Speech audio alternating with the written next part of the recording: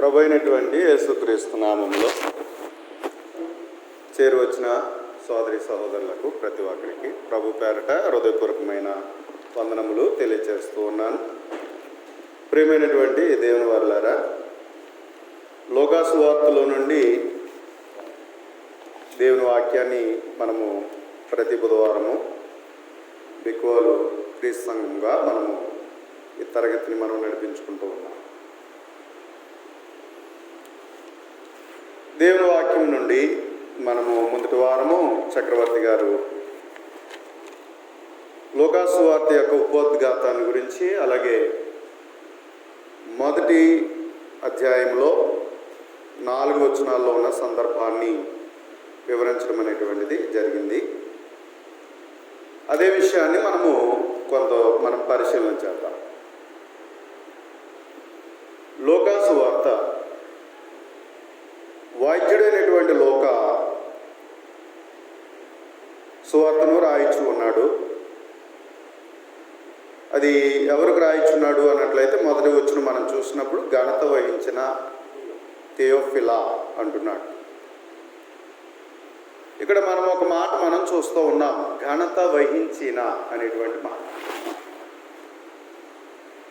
ఈ ఘనత వహించినటువంటి మాట ఇక్కడ వాడబడిన పదము పౌలు గారు ఫెస్తు అనేటువంటి గవర్నర్కి సంబోధించాడు. అది అపోస్తల కార్యాల్లో మనం చూస్తే 26వ అధ్యాయంలో. అక్కడ ఫెస్తు అనేటువంటి గవర్నర్ ఉన్నాడు. అతనికి సంబంధించిన రీతిగానే, సంబోధించిన రీతిగానే ఈ థియోఫిలాకు కూడా సంబోధిస్తున్నాడు.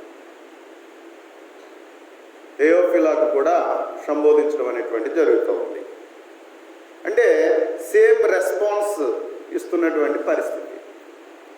అందుని బట్టి ఈ వ్యక్తి ఎవరు అనేటువంటిది సందిగ్ధమే కానీ ఈ థియోఫిలా అనేటువంటి వాడు కానీ సంబోధించిన రీతిని చూస్తే, ఘనత వహించిన అనేటువంటి మాటను బట్టి చూస్తే అతడు రోమ్ యొక్క గవర్నర్ అయ్యి ఉండవచ్చు అనేటువంటి అభిప్రాయం ఉంది.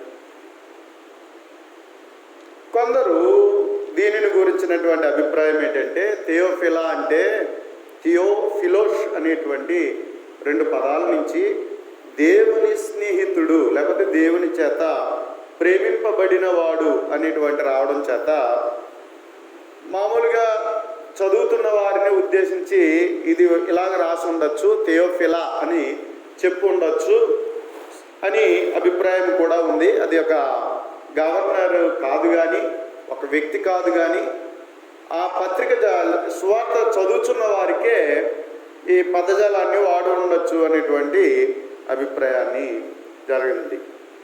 ఏదేమైనప్పటికీ ఒకవేళ వ్యక్తి కాకపోతే ఘనత వహించిన థియోఫిలా అని ఎందుకంటాడు? మామూలుగా థియోఫిలా అని అనొచ్చు కదా, కానీ ఘనత వహించిన థియోఫిలా అంటున్నాడంటే అతడు ఒక ఘనత వహించినటువంటి వ్యక్తే, ఒక సుపీరియర్ అనేటువంటిది మనము ఈ మాటను బట్టి మనం ఇక్కడ గ్రహించవలసినటువంటి వారమై ఉన్నాం. కాబట్టి ఈయన ఒక రోము అండర్లో, రోమా సామ్రాజ్యం యొక్క అండర్లో గవర్నర్గా ఉన్నటువంటి వ్యక్తి థియోఫిలా అనేటువంటి విషయాన్ని మనం గ్రహించాలి. కాబట్టి వ్యక్తికి రాస్తూ ఏమంటున్నాడు అన్నట్లయితే, ఆరంభము నుండి కన్నులారా చూచి వాక్య సేవకులైన వారు మనకు అప్పగించిన ప్రకారము అంటున్నాడు. ఆరంభము నుండి కన్నులారా చూచి వాక్య సేవకులైన వారు. ప్రభు అయినటువంటి యేసుక్రీస్తు తన 30వ ఏటన సువార్త ప్రారంభించాడు, పరిచర్య జరిగింపజేశాడు. 30వ ఏటన సువార్త ప్రారంభించి 3.5 సంవత్సరాలు ఆయన దేవుని పరిచర్యను చేశాడు. మరి 30 సంవత్సరాల వరకు ప్రభు ఎందుకు పరిచర్య చేయలేదు, 30 సంవత్సరాల తర్వాత ఎందుకు చేయవలసి వచ్చింది అనేటువంటి విషయాన్ని మనము తదుపరి ఆలోచన చేద్దాం. అయితే ఈ సందర్భాన్ని బట్టి పరిచయ వాక్కులను మనం జాగ్రత్తగా ఆలోచన చేద్దాం. 3.5 సంవత్సరాలు సంవత్సరాలు ప్రభువుని వెంబడించారు. ఎవరు వెంబడించారు? మరి ముఖ్యంగా అపోస్తులు ప్రభువుని వెంబడించారు. ఇంకా ఎవరు అన్నట్లయితే స్త్రీలు వెంబడించారు. యేసు ప్రభువుని వెంబడించిన వారిలో స్త్రీలు ఉన్నారు. అలాగే తన తల్లి అయినటువంటి మరియా ఉన్నది. అలాగే ఇంకా ఇతరులు ఉన్నారు. అంటే మనం అపోస్తల కార్యాలు 1వ అధ్యాయం చదువుతున్నప్పుడు మేడగదిలో ఉన్నవారు ఇంచుమించు అపోస్తల కాకియే 120 మంది ఉన్నారు అనేటువంటి విషయాన్ని మనము చూస్తూ ఉన్నాం. అంతేకాకుండా మరణము తర్వాత సువార్తను అంగీకరించి ఆయనను వెంబడించినటువంటి వారు కూడా సంఘ సభ్యులైనటువంటి వారు, పరిచర్యలో ఉన్నటువంటి వారిని కూడా మనం గమనించవచ్చు. కాబట్టి ఈ విధంగా మనం చూసినట్లయితే ఈ యొక్క సువార్త రాయబడుతున్న కాలానికి చాలామంది ప్రభువుని ఎరిగినటువంటి వారుగా ఉన్నారు. అందులో మరి ముఖ్యముగా బాగా దగ్గరగా ఉండి బాగా కన్నులారా చూసినటువంటి వాళ్ళు ఎవరు అన్నట్లయితే అపోస్తులు, అలాగే స్త్రీలు అనే విషయాన్ని మనం స్పష్టంగా మనము మాట్లాడవచ్చు. కాబట్టి అందుకని కన్నులారా చూచారు.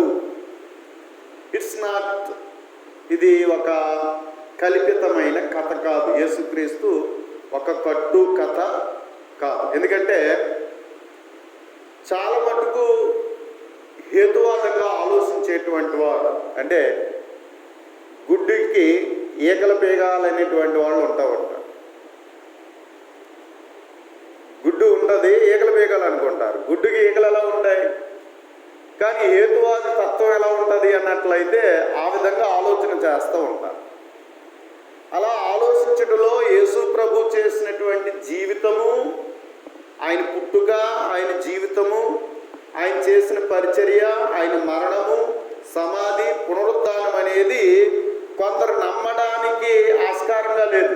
అంటే మేము నమ్మము అనేటువంటి రీతిలో మాట్లాడుతూ ఉన్నారు. ఎందుకన్నట్లయితే లోకం యొక్క సైంటిఫిక్గా ఆలోచన చేస్తే ఇది ఎలా సాధ్యము అనేటువంటి రీతిలో వాదించేవారు లేకపోలేదు. ఎందుకంటే యేసుక్రీస్తు పుట్టుక కన్యకకు జన్మించడం, అలాగే ఆయన పాపము లేని వాడిగా లోకంలో జీవించడం, నిష్కలమసుడుగా ఆయన జీవించడం, అంతేకాకుండా యేసుక్రీస్తు చేసినటువంటి అద్భుతాలు ఆశ్చర్యకరమైనవి, మానవ మాత్రులు లోకంలో ఎవరు ఏ ఒక్కరు చేయలేనటువంటివి. కాబట్టి ఆయన మరణము, అంతేకాకుండా ఆయన సమాధి చేయబడడం, 3వ దినాన్ని తిరిగి లేపబడడం అనేటువంటిది ఇది కొంచెం మొదటి నుండి ఇప్పుడు వరకు కూడా నమ్మడానికి కొంచెం కష్టతరంగా ఉంది. అంటే చాలా మటుకు అంగీకరించడం లేదు. ఇలాంటి వారిని మనం చూస్తూ ఉన్నాం. కాబట్టి అందుచేత మొదటిని ఇలాంటి హేతువాద తత్వమైనటువంటి కారణాలు అడిగేటువంటి వారిలో చాలామంది అంగీకరించడానికి వెనుకబడినటువంటి పరిస్థితులు మనం చూడగలుగుతూ ఉంటాం. అపోస్తలుడైన పౌలు ఏథెన్సులో అరియోపాగు సభలో ఆయన బోధిస్తూ ఉంటుంటే కొందరే నమ్మారట, మిగిలిన వారు అందరూ కూడా పరిహాసంగా తీసుకున్నారు.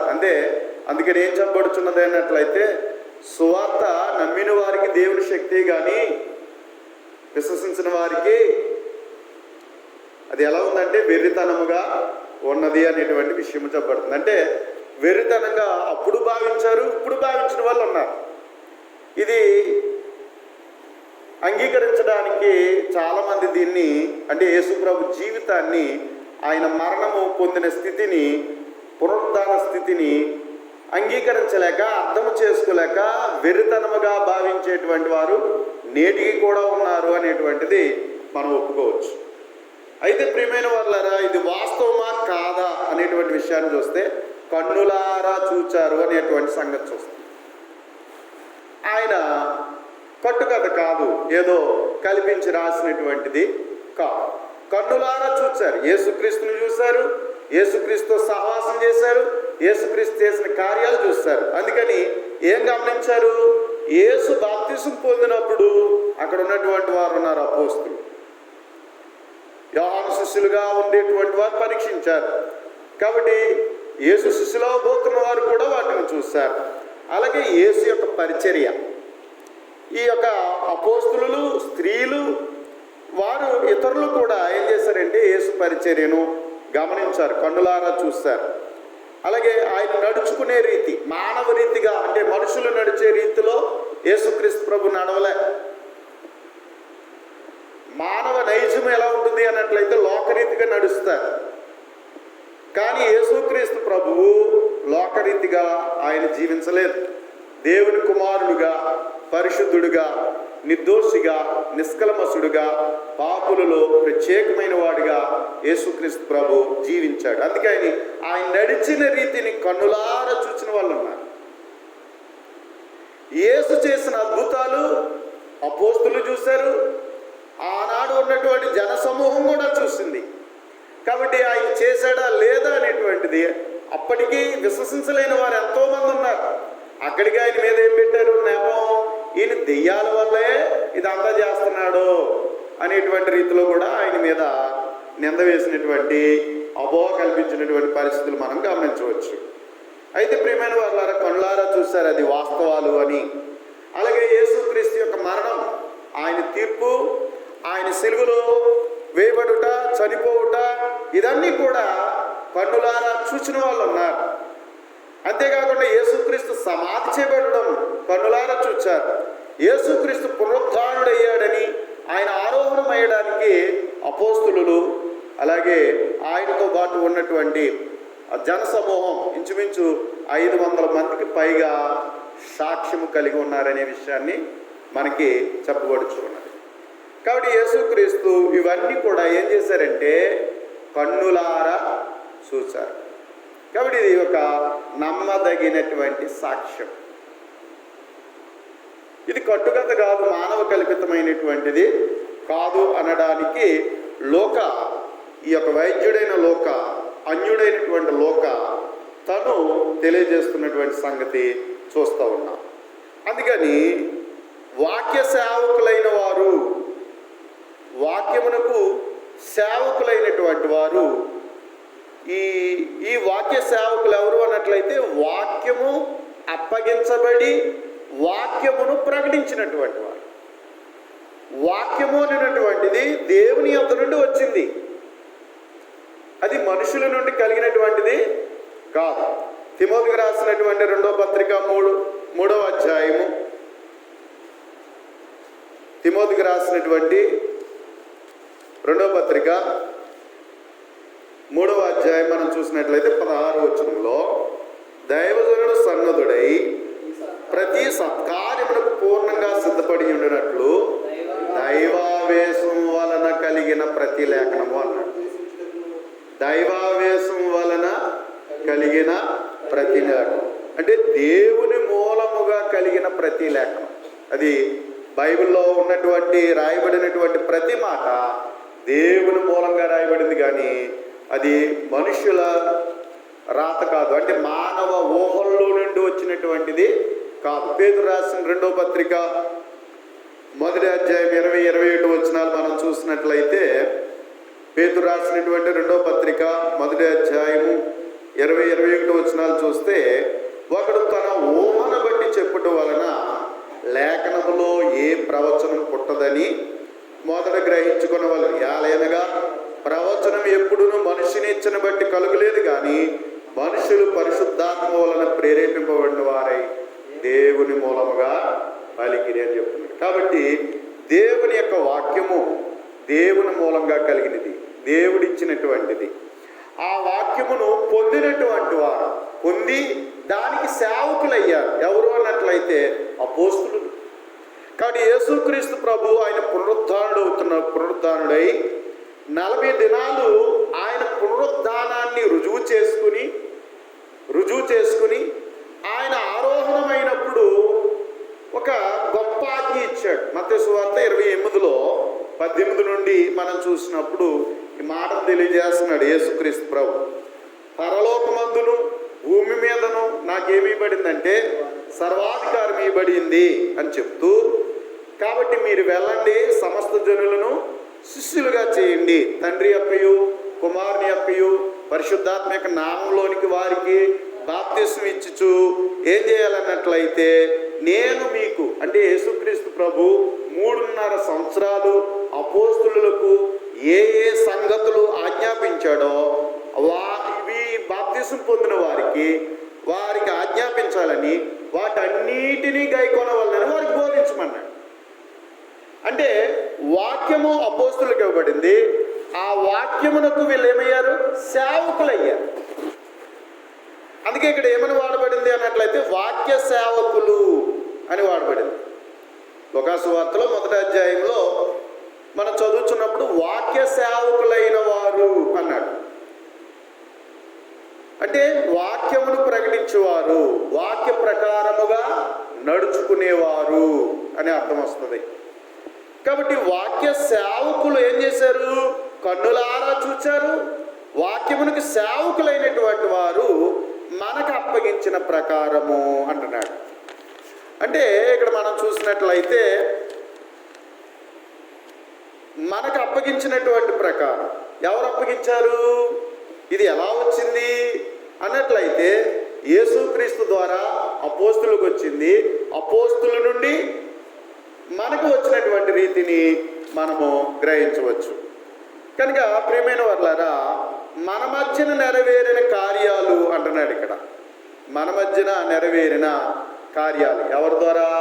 యేసుక్రీస్తు ద్వారా జరిగాయి, అపోస్తుల ద్వారా జరిగాయి, సంఘం ద్వారా జరిగాయి. ఇవన్నీ ఎవరు చూశారు? ఈ థెయోఫిలా అనేటువంటి ఆయన చూశాడు. ఈ థెయోఫిలా అనేటువంటి ఆయన చూసి ఏం చేశాడు అన్నట్లయితే, ఏంటిది, ఎందుకు ఇలా జరుగుతున్నది, వీళ్ళు చెప్పేది ఏంటి, వీళ్ళు చేసేది ఏంటి అనేటువంటి ఒక ఆలోచించి తను వివరంగా తెలుసుకోవాలి అనుకున్నాడు.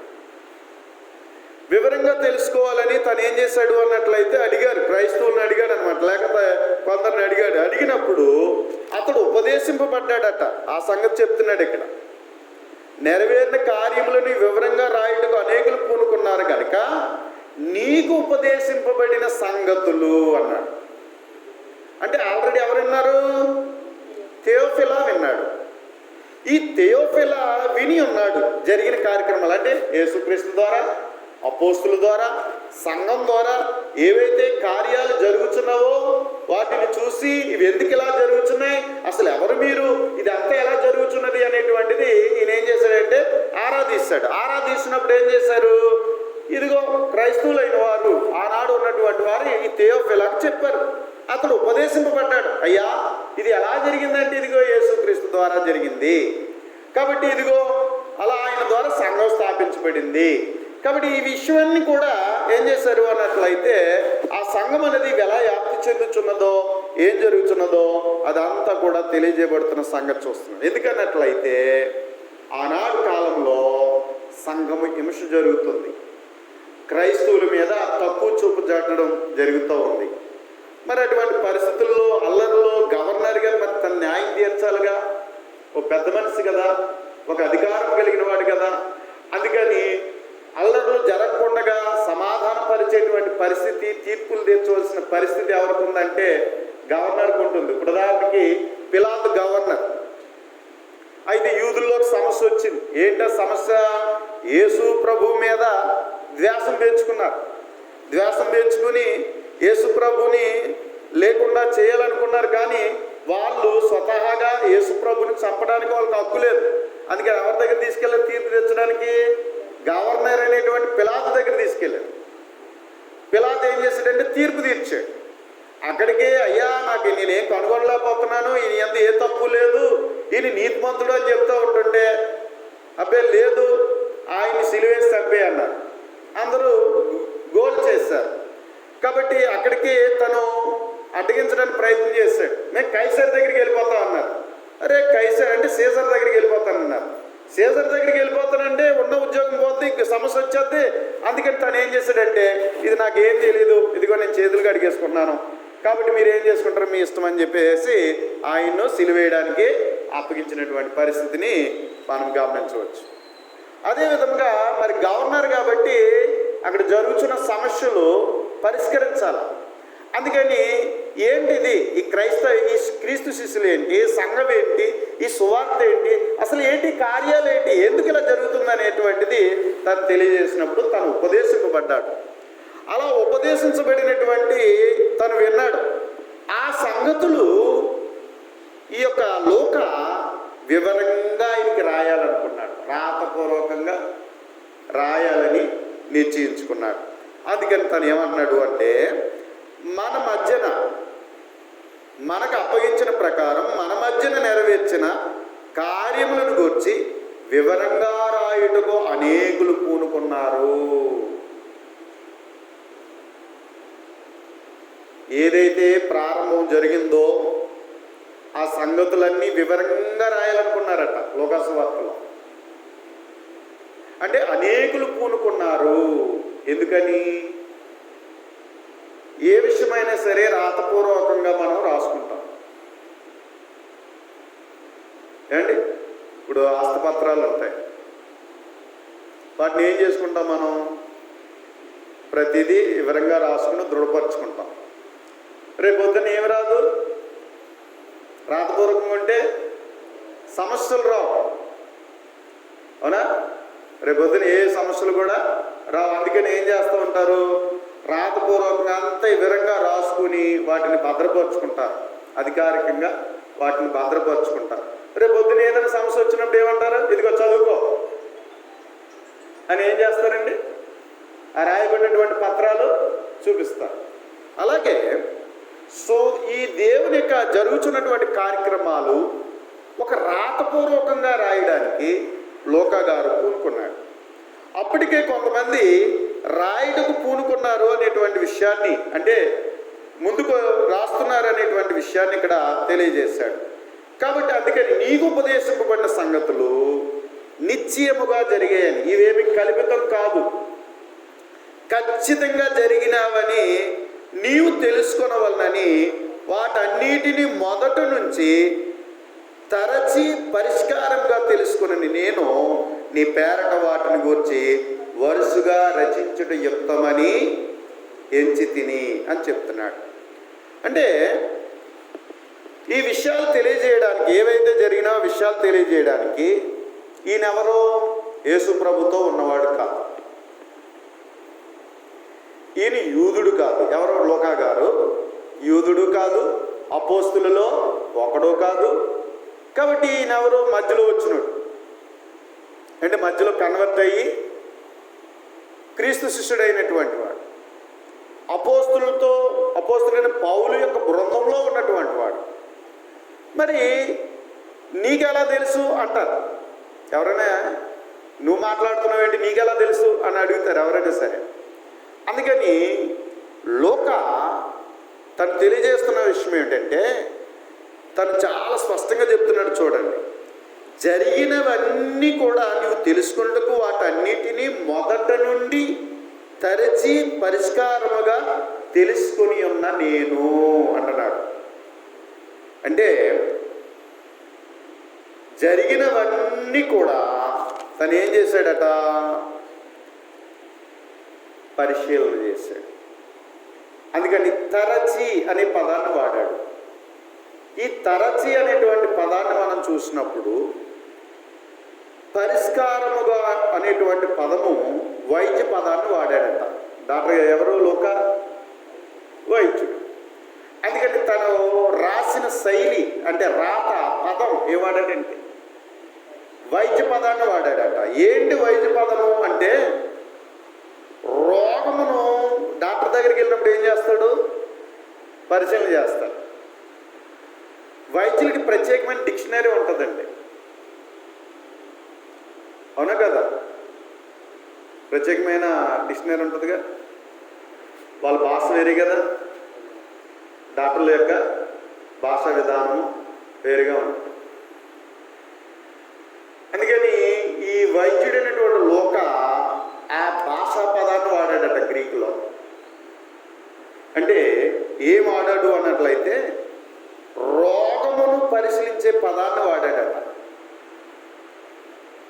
అంటే డాక్టర్ గారి దగ్గరికి ఒక రోగి వచ్చాడు అనుకోండి, ఏం చేస్తాడు, ముందు ఏం చేస్తాడు, రోగాన్ని పరిశీలించి నిర్ధారణ చేసి ఆ తర్వాత ఏం చేస్తాడు, వైద్యం చేస్తాడు.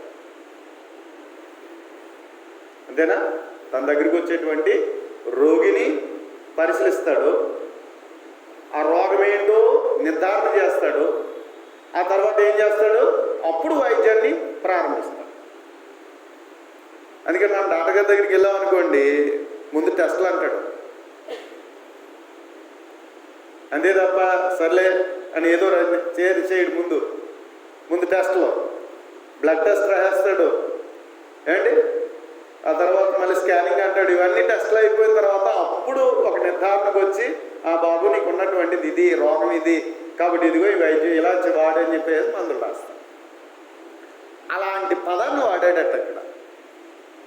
తరచి అనేటువంటి చోట ఈ పదాన్ని వాడాడు. అలాగే పౌలు గారు, ఈ లూకా గారు అసలు మొదటి నుండి తను ఏం చేశాడంటే తరిచాడట. ఇది వాస్తవమా కాదా,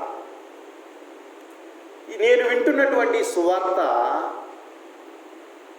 ఎంతవరకు సరైనది, నమ్మడానికి ఆధారమేనా అని తను ఏం చేశాడంటే పరిశీలించాడట. అవునా కాదా అని విస్తృతమైనటువంటి ప్రయత్నం చేశాడట. విస్తృతమైనటువంటి ప్రయత్నము చేశాడు. అలా ప్రయత్నం చేసి పరిష్కారంగా తెలుసుకున్నాడు. అంటే పర్ఫెక్ట్ అండర్స్టాండింగ్ చేసుకున్నాడు. ఒక ఖచ్చితమైన నిశ్చయతకు వచ్చాడు, పరిష్కారంగా తెలుసుకుని ఉన్నాడు. అలా చేసి సరిగ్గా లేక ఖచ్చితంగా తెలుసుకుని సంపూర్ణంగా గ్రహించి ఇది వాస్తవం అని గ్రహించి ఇప్పుడు ఒక గవర్నర్కి ఏం చెప్తున్నాడు అంటే, ఇదిగో నేను తెలుసుకున్నాను, దాని గురించి మీకు నేను రాయడం యుక్తమని ఈ లోకా సువార్త నేను రాస్తున్నాను అని చెప్పాడు. అంటే బైబిల్ ఎంత ఖచ్చితమైనదో దీన్ని బట్టి అర్థం చేసుకుంది. చాలామంది ఆంగ్లేయులు, బ్రిటిష్ వాళ్ళది ఇది, కొంతమంది ప్రాచ్య దేశాల వాళ్ళది, యూరప్ వాళ్ళది,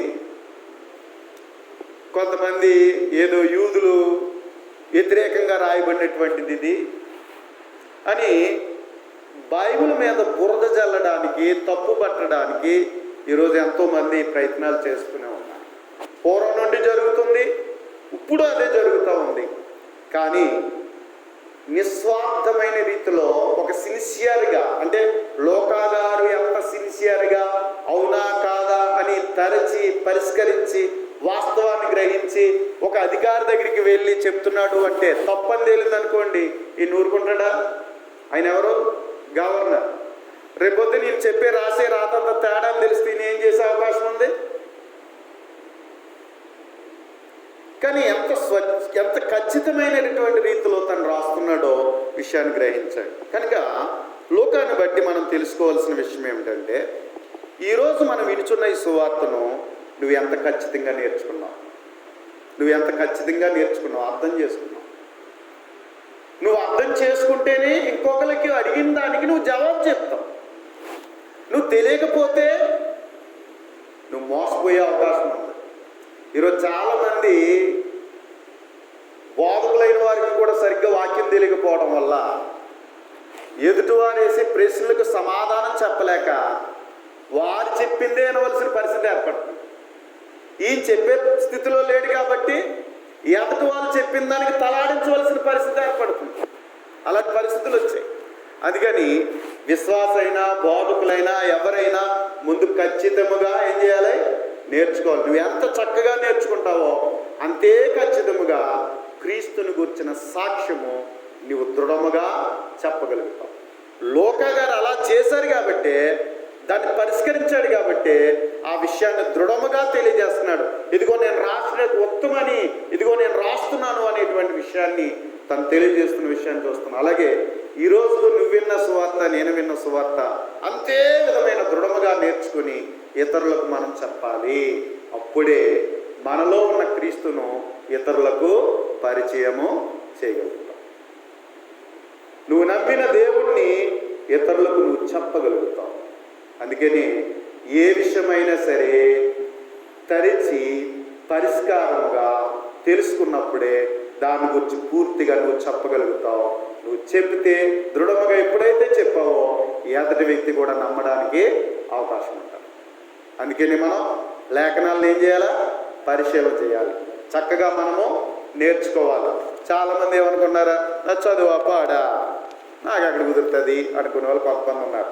కొంతమంది ఏమనుకున్నారు, నాకు అంత తీరిక లేదు అని కొంతమంది అనుకుంటున్నారు. కొంతమంది అట్లా బైబిల్ ట్రైనింగ్ అయ్యేవాళ్ళు కలిగానే వాళ్ళు తప్పదు, ఎందుకంటే రేపు వాళ్ళు బోధించాలి కాబట్టి నేను నేర్చుకుని నేనేం చేస్తాను అనుకునే వాళ్ళు కొంతమంది ఉన్నారు. అవునా? మరి ఇలా అనుకుంటే వాక్యం నేర్చుకునే వాళ్ళు ఎవరు? నువ్వు నేర్చుకుని నీ పిల్లలకన్నా చెప్పాలి కదా, నీ ఇరుగు పొరుగు కన్నా చెప్పాలి కదా. అందుకే కదా దేవుని వాక్యాన్ని నేర్చుకోవాలి.